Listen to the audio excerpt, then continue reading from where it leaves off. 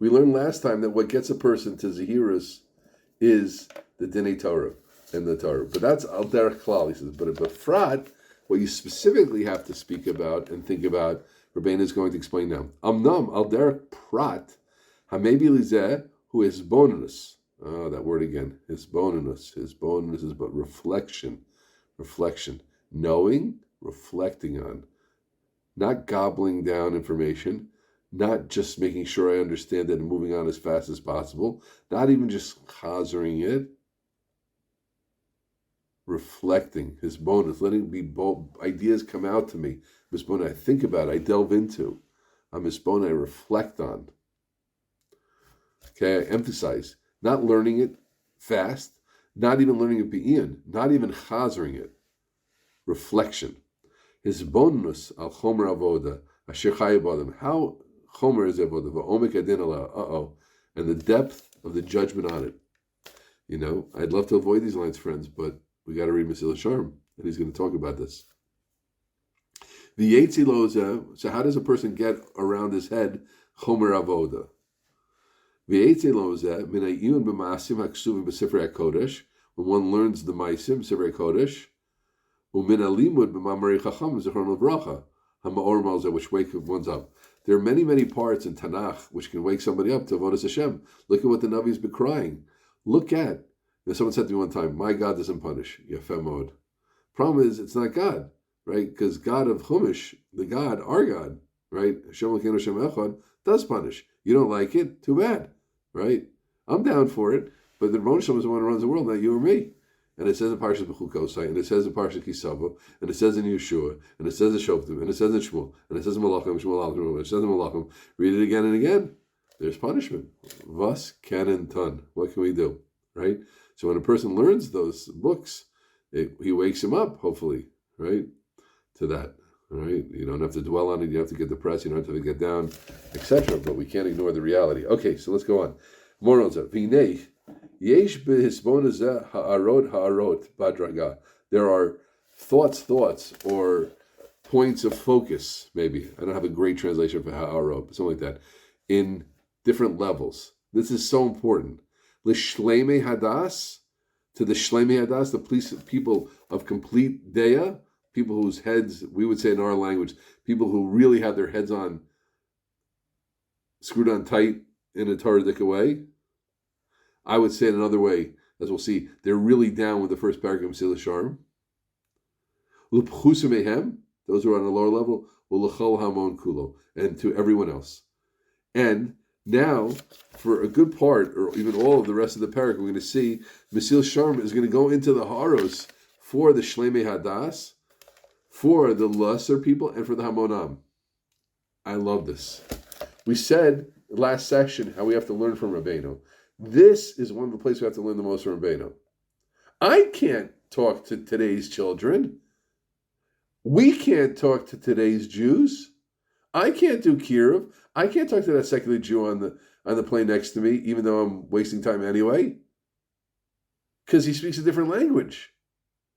You have to figure out the way if you care about people. I can't explain Yiddishkeit to my family. There's so many problems which exist with Bali Tshuva with their families, which could be avoided in an easy way if the Bali Tshuva would explain to their families what they're doing. Don't make your families into... There are toxic relationships, I'm not saying, obviously. And there are toxic people out there, religious toxic people, unreligious toxic people, toxic, yeah? Lo chaser. But did you ever really try... It's not about being the car of your family, okay? We don't want to get into that. Good. But did you explain to them what you're doing? Why you want to be why you want a Torah-dik family? What does it mean to you to have a big family? Why? I can't explain to them. No, maybe you don't have clarity yourself. Get clarity. And now get clarity. And now to think, what do my parents, what do they value? Where can I find a place which my seemingly arcane, crazy, too focused on minutiae lifestyle fit things that can make them understand it, so that they'll feel better about it, and I'll feel better about my relationship with them. So, but I can't. You know, today's children, they've had the iPhone in their hands since they're 2. We can't talk to them. Now, I'm not saying you have to, and I probably wouldn't want to either, have an institution, Baruch Hashem, I'm zocha to work with higher level people who have an attention span. Okay, but now if there are people you deal with don't have attention span, so figure out how to talk to them if they don't have an attention span. Just like maybe someone thought how to speak to you or me when we weren't who we should be. Let's say someone had said back then, I can't talk to you. Now, I know I'm going off the page a little bit, but I'm not really, because Rabbeinu is spending time in his incredible work, right, where every word was judged. Like Yeshivas Salanter said, every word of the first 11 Prakim is exact. After that, I can't tell you because I don't understand it. But every word that Yeshivas Salanter, the great Gaon and father of the Musar movement, every word he understood Mesilas Yesharim, he knew was exact. Rechel was saying exactly what he said. So he's taking enormous amount of time. I'm just jumping in and taking us through what these people have with them, and that's really the message of Pesach. Keneged Arba Banim Dibrator Baruch Hamag Baruch Hashem. The Torah spoke against Keneged Arba Banim. There's a way you speak to a Tam. There's a way you speak to an Einu Yeshal. There's a way you speak to a Chacham. By the way, I want to say another pet peeve of mine. Sometimes people are only worried about the Tam and the Einu Yeshal, and they don't worry about the Chacham. The kid off the derech gets all the attention. The kid who we call is like a Mitsuyan who's been doing well, he doesn't get any attention. He doesn't deserve resources, right? We only have to take care of the kids who are off the derech. You have to take care of the kids off the derech. You have to take care of the Bainan with the middle class. But Klal Yisrael needs the brilliant minds also. I read sometimes, I'm so hurt. You say the brilliant kids are just sitting in class getting bored and no one's taking care of them. People have to self-school. What about them? Was this how we produce Gedolim? Natural abilities help. Come on, we all know that. But anyway, we have to talk to everybody. Yeah, so that's so easy for me to say, right? But I think really, but I'm happy I spent this time on this thing because I think that's really the message that comes out from here. Rabbeinu was trying to explain how can I have to teach people about the Chomer Avoda. I have to get people more into Zahiris. I have to get people to evaluate their ways. And I realize that there are 3 ways to affect it. I'm going to write for each one. Let's jump in a little bit. What arouses those who have their heads really on tight? Shlemi Hadas, a person of complete minds. Mashid Barer Lehem, the thing that is clear in that word we had in the Hakdama, Birur, it becomes clear to them, right? And remember we said from a footnote it becomes confirmed by them. Or no, I think Yadame was confirmed. Mashid Bar Lehem, Kiraka Shlemus, only Shlemus, Huadavar Harai Shiachame Mehem, the only thing that's worth it really desiring in the world, Yechamed like Chamed, Los Achmon, the only thing I'm really after, the only thing I really care about is Shlemus, is being a complete human being. And there's nothing worse than being far away from them. That's it. If I'm close to Shlemus, it's good. If I'm far from it, it's bad. Why is that so important? What does that have to do with Zeros? Now, that's one thing. They understand, they have this big picture that they understand that what it's about is Ruchnius. What it's about is Ani Kirvas Elikim Litov. What it's about is the Rebbeinu Shalom. That's what I want to live. Ani Kirvas Elikim Litov, being close to Hashem. That's Shlemus. In all my Midas, and all my Maisim, etc. And now, the next step, that's step 1 that they have, that big idea. And they also know, love. How do I get there? There's good actions and good midos. Kas is an unbelievable mechitza between me and Hashem. My taiva is an unbelievable mechitza between me and Hashem. Right? My taiva's achila is an unbelievable mechitza between me and Hashem. My maisim, my lack of chesed, is an unbelievable mechitza between me and Hashem. These are all boundaries and blocks and klippas and walls which are going to stop me from being really connected. I don't want that. That's what he says to himself. And she says to himself. So know what happens? So he's not going to take the easy road. Because they understand if they're down, if they're weak on these things, if these means, we've discussed the idea a lot, but let's see it again. if these means are lessened by them, or they're chalash, I come to davening and I just, get through. My day starts after davening. Who hasn't been there? Without chozek, without chazak, without stark, a little bit of kol, a little bit of sorus, a little bit of simchan davening, right? This davening, listen carefully. This davening is not a davening which is going to produce shleimus, right? Now, it's not important, friends. Listen carefully. It's not important that we understand how davening produces shleimus. That might be helpful, but you don't have to understand how tefillin produces shleimus. I'm not saying that maybe we'll produce more shleimus, but you know that tefillin is part of the picture. And I know there's kavanah in tefillin, and I know there's kasher tzivani Hashem, and I know there's putting on tefillin just because it's a habit that I have since I'm 13, right?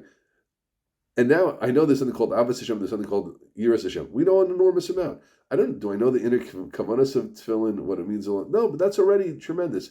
I know there's a way to do a mitzvah with love. I'm doing this because I love a Kadosh Baruch Hu. I'm doing this because I fear a Kadosh Baruch Hu. I'm doing this because He would commanded me. I'm doing this because, etc. That is enormous, right? And I do it chazak. I do it with my mind and with focus, right? I don't get into any deeper kavanas. There are deeper kavanas. There are many, many kavanas to tefillin, obviously, all different levels. I don't know too much about it, but I know it says in the parashas. I know it's a perspective, right? Okay, let's go one level up. You want to get a little bit more? There's a perspective. Tefillin is the idea of Shema Yisrael Hashem Elokeinu Hashem Echad. The idea is of Yetzias Mitzrayim. They're by my eyes and my heart. My head and my heart are close to the ideas of Yetzias Mitzrayim, of Hashgachas Hashem, of Shlitas Hashem. Okay, good. What do you need more than that? And I focus on that. Again, I'm not saying that I do this, but halavai. But that's how I put on tefillin. Bechozek, because it's tefillin. Now here's the point. Because tefillin is going to produce shleimus to me, which is going down. I don't see the whole picture of how it produces it and what it produces, but this tefillin is what's going to make me really, really close to Hashem one day. It's working in this world also, as we discussed, but specifically, it's really working for the next world. And I don't want to.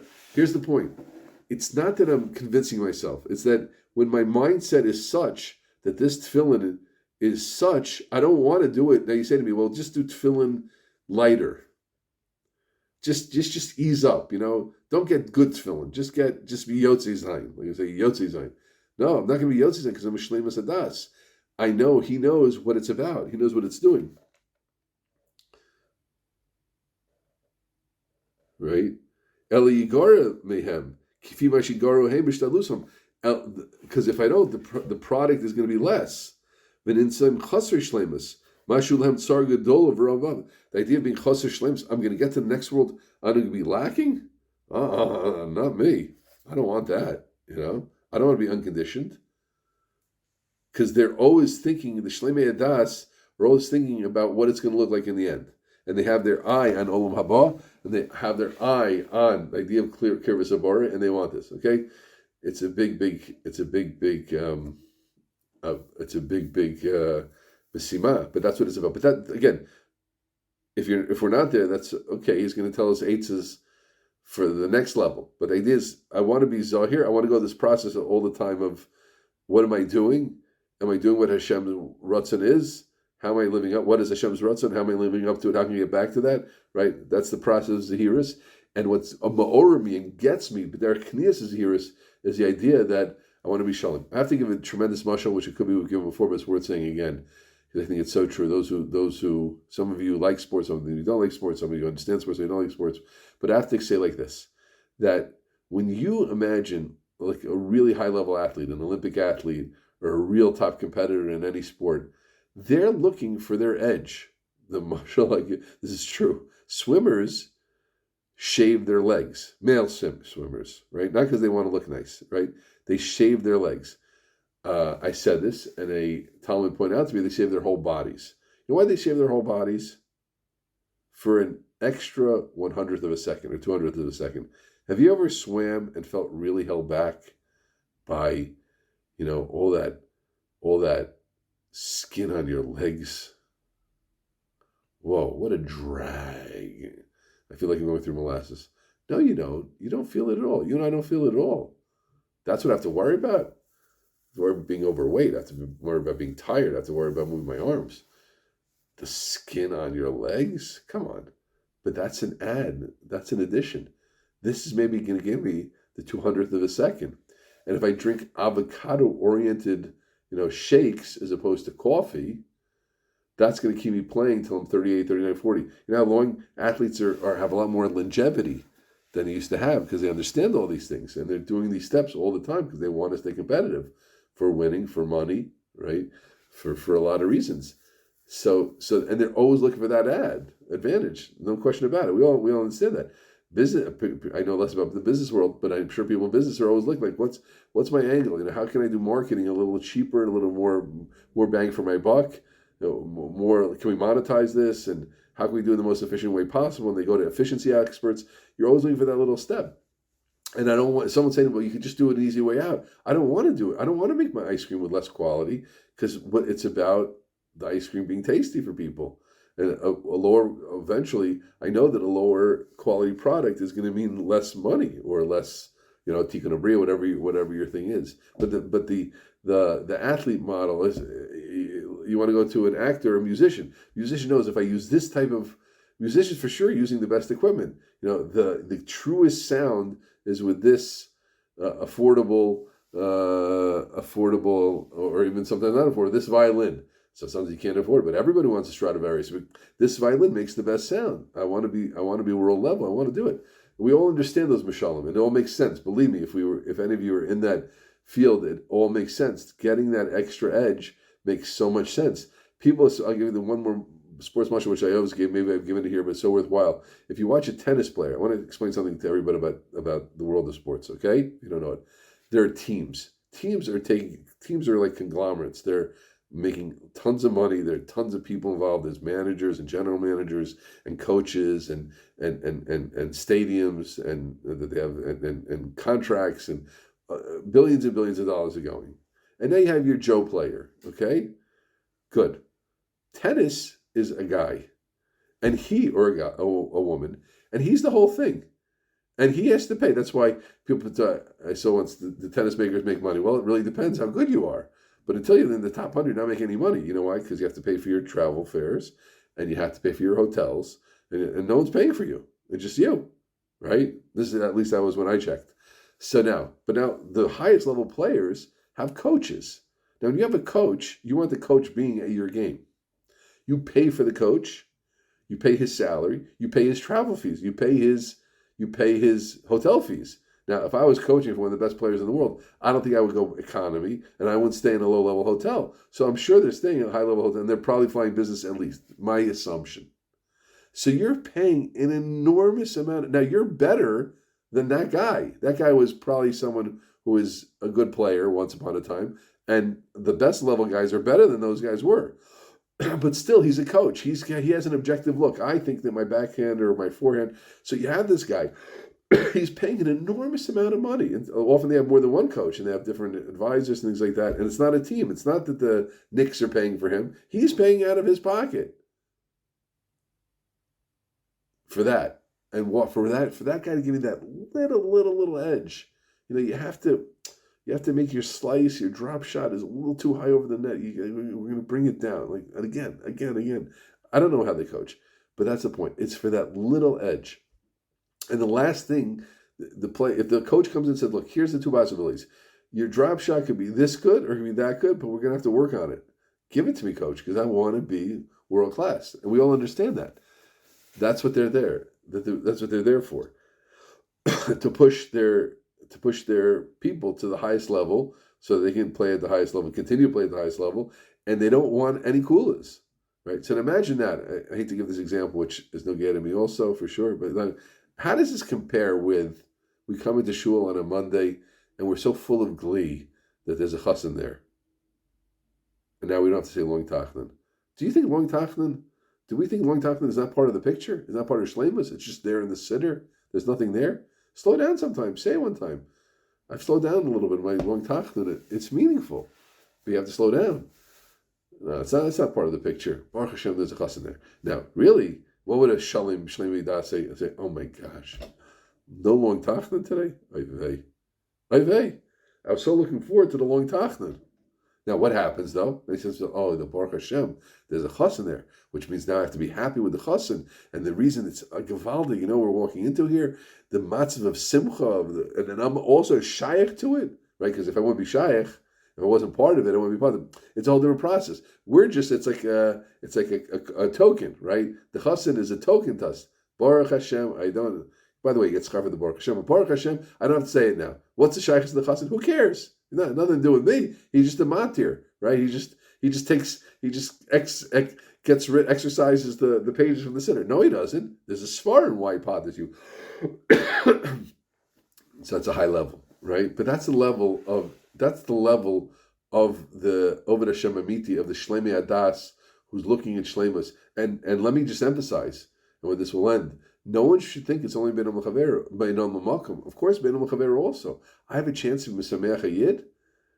I have a chance to make a Yid, and I have to be careful from upsetting someone. Oh boy, am I going to be careful. I don't want to hurt anybody's feelings. I don't want an enemy, a Yiddish enemy. I don't want to do anything. I don't want to say Lashon Hara. I would say Lashon Hara about it. You make him a machlokas with you. What, am I crazy? It's against everything my life stands for. But again, not because you don't like machlokas. That's another thing. Because I'm looking for shleimus, and I know part of the picture of shleimus is making Yidden happy, because they're my family, for all the reasons I know it, etc. So my focus on shleimus makes me be so careful. And I'm always thinking, how can I be better to people? How can I make more people mesameach? How can I? Listen, I'll end with a quick story that my Rabbi Yaakov Friedman told me. He was once in Chutz La'aretz, and he's such an Ohev Eretz Yisrael. He's not so comfortable often in a Chutz La'aretz. He said the time he was comfortable was when he was with the Gaon Reb Shmuel Kamenetsky, Shlita, and he said they were standing outside a wedding, and every single person that came by, Reb Shmuel gave a good word to it. Man, woman, children. He had something for everybody. Your son-in-law, your son, you're this, you're that. I don't know. He has a good word. That's part of that shleimus, right? The shleimus of I can make people yid and happy. That's the shleimus. What an opportunity! Every yid that comes in front of me is an opportunity to make him happy, to reach more of my shleimus by making him feel good.